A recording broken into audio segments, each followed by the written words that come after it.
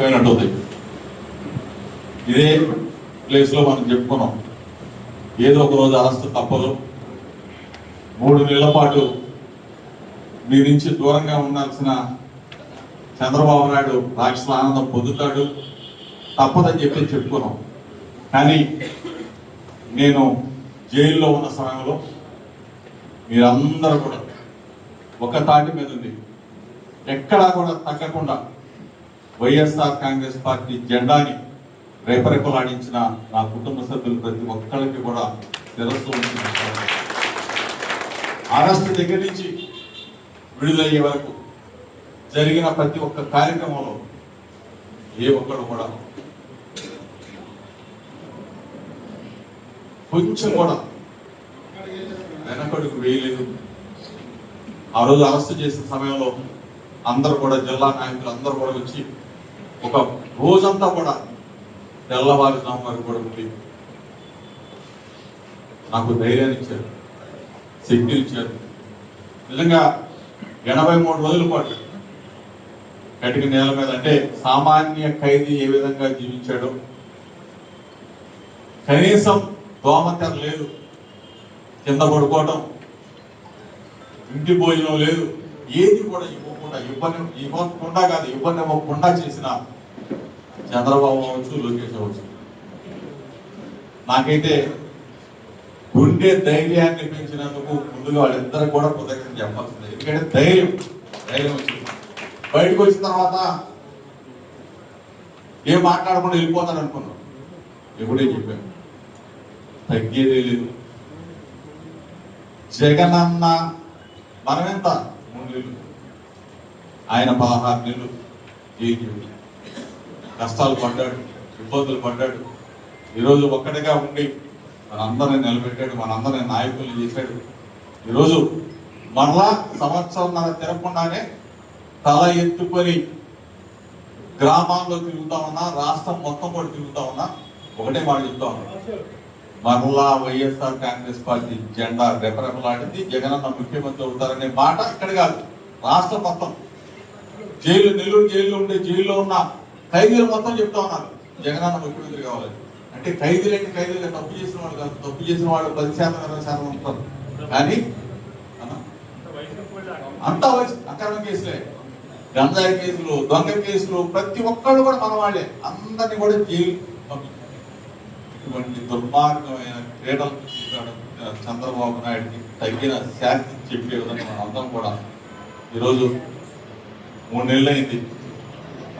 చిన్ని చెప్తా ఉన్నాడు డిజిటలైజేషన్, దాని గురించి పెద్దగా నాకు అవగాహన లేదు. కానీ మీరందరూ కూడా తెలుసు, మీ నాయకత్వంలో మొత్తం కూడా డిజిటలైజేషన్ జరగాల, బ్రహ్మాండంగా. నేను జైల్లో ఉన్నప్పుడు 62,000 అనుకుంటా, 62,000 సంతకాలు పెట్టించారని చెప్పారు. నిజంగా గొప్ప విషయం, మీరందరూ కూడా అభినందించాలి. మీరందరూ ఈ కార్యక్రమాన్ని కూడా అతి తొందరగా పూర్తి చేస్తామని చెప్పేసి ఇన్ఛార్జి గారు, టాస్క్ ఫోర్స్ అధ్యక్షుడు, జిల్లా అధ్యక్షుడు టాస్క్ ఫోర్స్ అశోక్ అన్న, బాగా చేస్తున్నాం అన్న మాత్రం. వేమూరులో దడదడలాడుతున్నాం, బాగా తిరుగుతున్నాం. ఇది మన విగ్రహం, అప్పుడేగా విగ్రహం మళ్ళీ తీసుకొచ్చి పెట్టావు. నిజంగా నీకు చాలా అందరి తరఫున కూడా నీకు అభినందనలు. ఎక్కువగా మాట్లాడటం బాబు పెద్దలందరూ కూడా మాట్లాడేశారు కాబట్టి వాళ్ళు ఇచ్చిన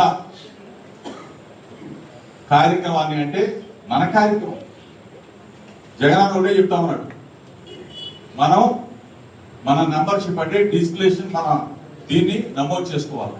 నమోదు చేసుకుంటే రేపు రాబోయే రోజుల్లో మనం అందరం కూడా వైఎస్ఆర్సీపీ కుటుంబ సభ్యులు, రేపు రాబోయే రోజులు అందరికి కూడా ఏ పదవి కావాలన్నా, లేకపోతే ఇంకోటి కావాలన్నా మన ప్రభుత్వం అధికారంలోకి వస్తుంది కాబట్టి అందులో మనం భాగస్వాములు అవుతాం. ఇంతకు ముందు లాగా కూడా ఉండదు, కొన్ని పొరపాట్లు జరిగినాయి.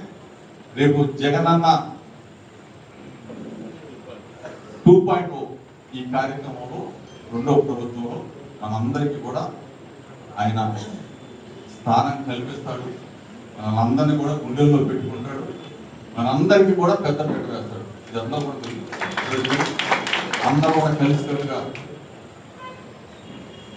ఇందాక చిని చెప్పాడు, రాజీవ్లో స్టార్ట్ అయింది కేసుల పరంగా. నాతో తమ్ముడు రాము, శకుంతల పిల్లలందరినీ మొత్తాన్ని కూడా కేసులు పెట్టేశారు. ఎక్కడ కూడా నడిచే ప్రసక్తే లేదు. ఆ రోజు జైలు నుంచి రిలీజ్ అయ్యి వస్తా ఉంటే ఏసీపీ అడ్డుకుంటే ఒకటే చెప్పాను. తర్వాత ఫోన్ చేసి పేపర్లో ఈనాడులో ఇంట్లో కేసు కట్టేశారని చెప్పాను.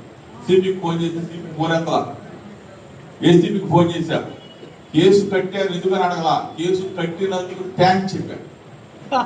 చెప్పని చెప్పాను.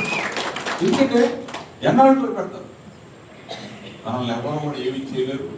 ధైర్యంగా ఉన్నాం. ఇంత పెద్ద నాయకత్వం ఉంది మనకి, ఇంత పెద్ద కుటుంబం ఉంది.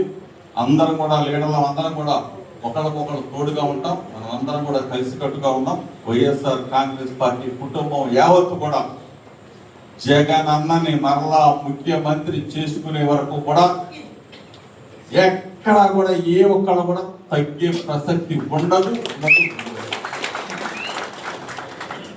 అందరూ కూడా ఈ మీటింగ్కి వచ్చి జయప్రదం చేసినందుకు అందరూ కూడా దూరం నుంచి వచ్చారు. అందరూ